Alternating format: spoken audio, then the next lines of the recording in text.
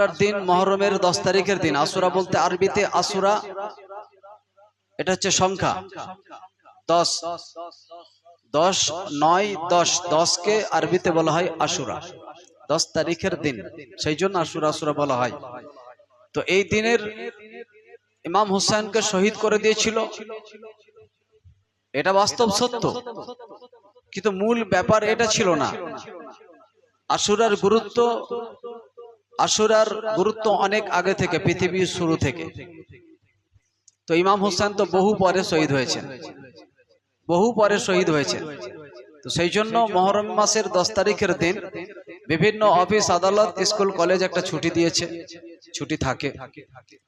তো তাদের কাছে আমরা কি উত্তর দেব যদি বলি যে আমাদের এই দিনে ইমাম হুসাইন শহীদ হয়েছিল, ইমাম হুসাইনকে মেরেছিল? তারা যদি প্রশ্ন করে যে কারা মেরেছিল, তখন আমরা কি বলবো? তাকে মেরেছিল ইয়াজিদ। ইয়াজিদ কে? ইহুদি, খ্রিস্টান না হিন্দু? কে? সেও তো একজন মুসলমান। তাহলে মুসলমানে মারপিট দাঙ্গা করেছে, একজন মারা গেছে, সেই জন্য একটা ছুটি ঘোষণা, এটা একটা অযৌক্তিক ব্যাপার। তার মানে যেটা বোঝাতে চাইছি যে মুসলমান শুধু হলে হবে না, আমাদের প্রত্যেক ব্যাপারে মৌলিক জ্ঞান অর্জন করতে হবে। মৌলিক জ্ঞানটুকু আমাদের থাকা দরকার।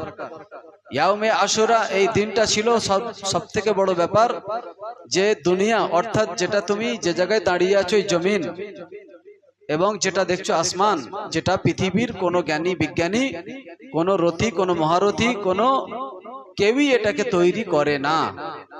আসমান জমিনকে যিনি সৃষ্টি করেছেন তিনি হলেন আল্লাহ, তিনি হলেন আল্লাহ।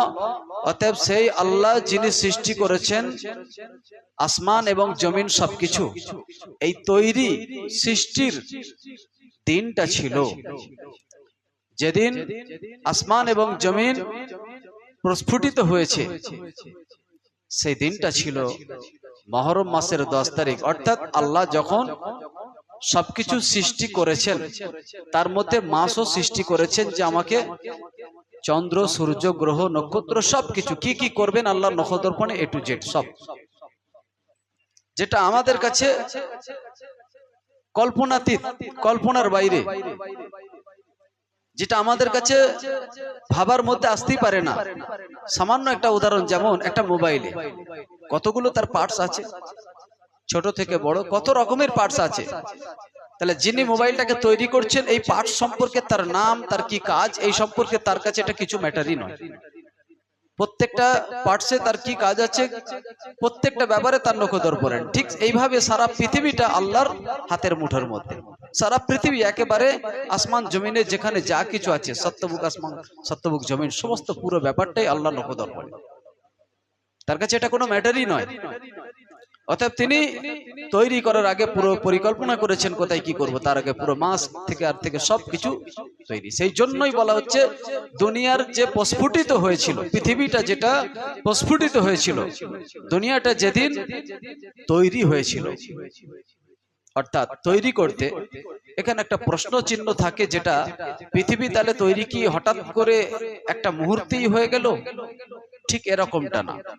আল্লাহ পাক নিশ্চিত, তার পক্ষে অসম্ভব নয়। কুন ফায়াকুন, এতটুকু বলতে যতক্ষণ আল্লাহ যতটা ভাববে, যেটা ভাববে, যত রকমের ভাববে, ঠিক ততটাই হবে। খালি আল্লাহর ভাবার দরকার, যে এতটা ভেবেছেন, আর আল্লাহ বলবেন শুধু কুন ফায়াকুন, হয়ে যাও, সঙ্গে সঙ্গে হয়ে যাবে। সেটাই হলো আল্লাহ, সেটাই হলো স্রষ্টা। তো কিতাবের মধ্যে এসেছে কোন কোন রয়াতে আল্লাহ তাআলা পৃথিবীকে সৃষ্টি করেছেন 2 দিনের মধ্যে, আর কোন কোন রয়াতে এসেছে 6 দিনের মধ্যে। তো এক কথায় এ সর্বমোট মূলে যেটাই হোক না কেন, দুনিয়ার সবকিছু সৃষ্টি পূর্ণাঙ্গ রূপে গঠিত হয়েছে বা প্রস্ফুটিত হয়েছে, সেটা ছিল আশুরার দিন। এবং এর থেকে আরো বড় কথা হলো, যেটা দুনিয়া নিঃশেষ হবে, দুনিয়া একদিন ধ্বংস হবে, ফানা হবে। এই আসমান জমিন একদিন যা কিছু আছে এর মধ্যে সবকিছু শেষ হবে। সেই দিনটা হবে এই মহরম মাসের 10 তারিখের দিন। এই দিনেতে দুনিয়া ধ্বংস হবে, শেষ হবে। এছাড়া অন্যান্য ঘটনাবলী তো বহু কিছু ঘটেছে। তবে ইমাম হুসাইনকে যে শহীদ করে দিয়েছিল এই ঘটনা আমরা বারবার শুনে এসেছি, জেনে আসছি, কিন্তু এই ঘটনাটা আমাদের কাছে বড় ব্যাপার এটা না। ইমাম হুসাইন যে শহীদ হয়েছিল কেন, কিসের কারণে, আগে এই চেতনাটা আমাদের ফিরাতে হবে। ইমাম হুসাইনকে শহীদ করা হয়েছিল, করেছিল মুসলমান করেছিল। তাহলে এখান থেকে আমাদের কিছু শিক্ষা নেয়ার ব্যাপার আছে, যে যখন 10 তারিখের দিন আসছে, তাহলে এই দিনটা কিসের কারণে, কিসের জন্য। তাহলে এই দিন কি শুধু একটা মিলাদ মাহফিল করে খানা পিনে করে খাওয়া হয়, এটাই কি মহরম পালন হয়ে যায়? তাহলে এই চেতনাগুলো আমাদের জানা দরকার আছে। ইমাম হুসাইন ওই জায়গায় যেতে হয়েছিল, তার যাবার কারণটা কি ছিল?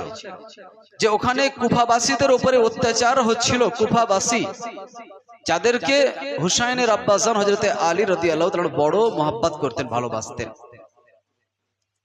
তাই আব্বাজানের সঙ্গে একটা ভালো তাদের মহব্বত ছিল। তাই হুসাইন রাদিয়াল্লাহু তাআলা তাদেরকে বড় মহব্বত করতেন, তাদের যে কোনো সমস্যায় পাশে দাঁড়াতেন। তো ইমাম হুসাইন রাদিয়াল্লাহু তাআলা আনহু তাকে মারার পরিকল্পনাটা হলোই বা কেন, এটাই বা হলো কেন? খুব সংক্ষেপ করে বলছি। নবী পাক সাল্লাল্লাহু আলাইহি সাল্লাম তিনি রাষ্ট্র পরিচালনা করেছেন, সারা দুনিয়াকে তিনি চালনা করেছেন, সারা পৃথিবীর তিনি নেতা, জগতের তিনি নেতা, জগৎ গুরু মুহাম্মদ সাল্লাল্লাহু আলাইহি ওয়াসাল্লাম। তার ওফাতের পর নবী করিম সাল্লাম যেভাবে কোরআন হাদিস আলোকে যেভাবে তিনি দুনিয়াকে পরিচালনা করেছেন, ঠিক সেইভাবে হযরতে আবু বকর সিদ্দিক রাদিয়াল্লাহু তাআলা আনহু আল্লাহর নবীর কথা হাদিস আর আল্লাহর কথা কোরআন অনুযায়ী, দুইটা কিতাব অনুযায়ী রাষ্ট্রকে পরিচালনা করেছেন। এইভাবে হযরত ওমর ফারুক, ওসমান গনি, হযরতে আলী রাদিয়াল্লাহু তাআলা সকলেই তিনারা আল্লাহর নবী যেভাবে রাষ্ট্র পরিচালনা করেছেন, এইভাবেই রাষ্ট্র পরিচালনা তিনারা আল্লাহর নবীর মতো হুবাহুব করার চেষ্টা করেছেন। তবে তারপরে ইমাম হাসান রাদিয়াল্লাহু তাআলা ঠিক একই ভাবে তাদের মতো চালিয়েছেন। এই হাসান রাদিয়াল্লাহু তাআলা 6 মাস যেতে না যেতেই, 1 বছর পূর্ণ হয়নি, না হওয়ার জন্য 4 খলিফা বলা হয়, 5 খলিফা বলা হয়নি। 1 বছর পূর্ণ না হলে তাকে খলিফা বলা হয় না। আরেকটা হচ্ছে কি, নবীর আদর্শে রাষ্ট্র পরিচালনা করতে হবে, তবে তাকে খলিফা বলা যাবে, তার আগে নয়। সেই জন্য খলিফা বলে নিযুক্ত হয়েছেন 4 জন। আর খলিফার যদি পিরিয়ড দেখেন, সময়, যে খেলাফতের সময়কাল কতটা, এই খেলাফতের সময়কাল যখন দেখবেন, তখন 4 জনের সময়ে হচ্ছে না, তাতে 6 মাস 15 দিন সম্ভবত যোগ করা আছে। অর্থাৎ ইমাম হাসান রাদিয়াল্লাহু তাআলা 6 মাস 15 দিন যেটা করেছেন, সেই সময়কালের মধ্যে যুক্ত করা হচ্ছে। খেলাফতের সময়কাল এতটা, কিন্তু খলিফা 4 জন। ঠিক এইভাবেই ইতিহাস, ইসলামের ইতিহাসে এইভাবেই পাওয়া যায়। ইমাম হাসান রাদিয়াল্লাহু তাআলা যখন তিনি পদে